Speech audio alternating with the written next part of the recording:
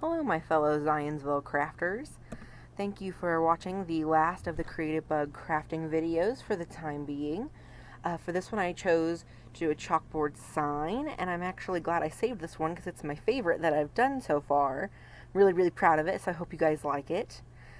This one's a little different than the video because I did not do the distressed frame. I decided to paint my frame because I like a little color in my house, and I thought you guys might too.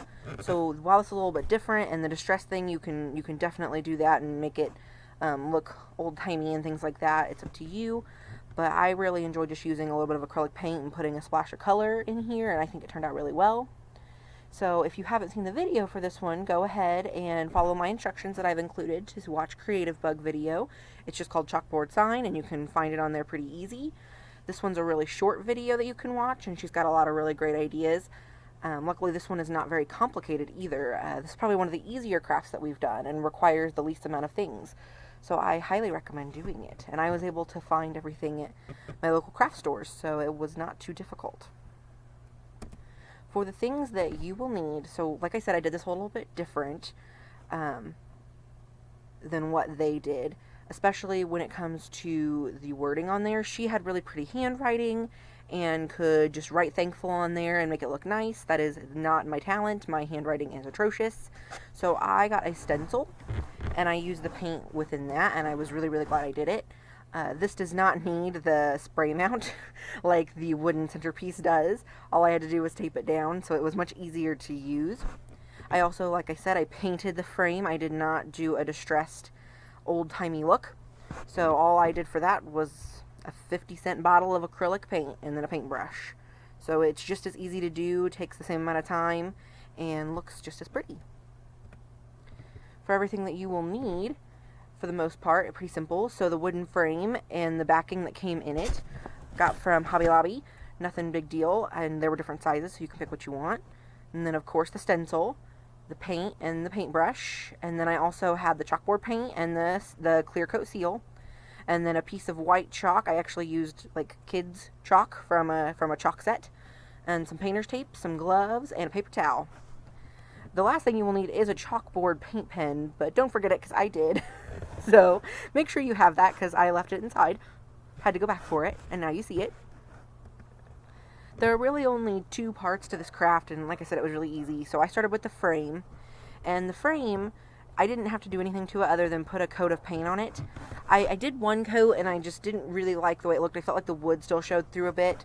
So you can see where I did the first coat, and you might not be able to tell quite well from this picture, but you can still see some of the wood through it. So I went ahead and did a second coat, and the reflecting on it is the light and everything, but I was happy with the second coat, and they dried within minutes. I was able to do all four sides in like 30 minutes.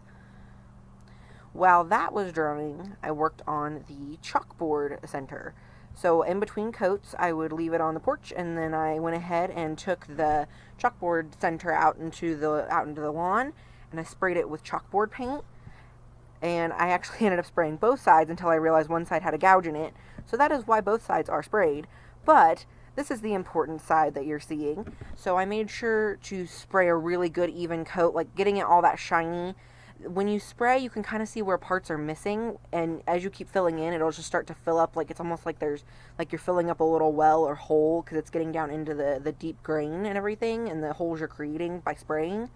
So once I had a nice, clean, shiny coat, I let it dry. It took maybe an hour or less to make sure it was perfectly dry.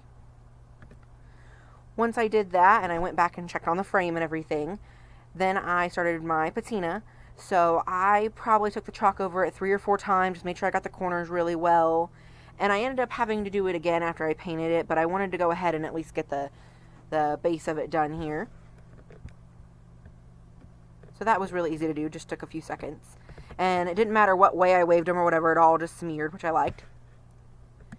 And in between all that, I also put a clear spray coat onto my frame, and I actually, if you can tell in the second picture, I sprayed a little close to it, so it had a few little spots from the clear coat, but I actually ended up liking the way it worked out because it kind of added a nice look to my frame. So if you look at it closely, you'll see a little different, especially in the final photo. The code word for this program, the last one, is gift, because I think this would make a really great gift. This is something that was very inexpensive and easy to do, and I would definitely make as like a housewarming gift, or if I knew somebody that was a little harder to buy for, I think that this would be a nice art piece. So the first thing I did after both pieces were completed, I put them together and I said, okay, first I have to center this, and I did measure it a little bit just to make sure. And then after I made sure it was centered the way I wanted, I pulled the frame off and I went ahead and taped it down.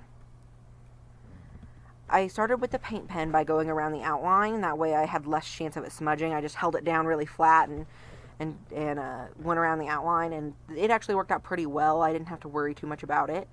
So after that I just kept filling in. And as I filled in, my paint pen, I had to keep kind of hitting it a little bit. So some places turned out a little lighter. So I went ahead and filled in and went over a couple times. Like, the hard part was, though, it might scrape some of the paint off, so I had to do a really light top coat. So some I went over, some I didn't. But I think the final product turned out really well, as you can see. And if you can tell where I kind of took around it, where the paint pulled off and everything, and the painter's tape, I had to redo the patina just a little bit. Finish out that look. And here's the final product. I'm really, really pleased with it. I think it's a really awesome piece of decor to go in anybody's home. So I hope you like it. You can win it as a prize if you want. If this is the first time you're watching a video with us, go sign up for summer reading. You have just a little bit of time left.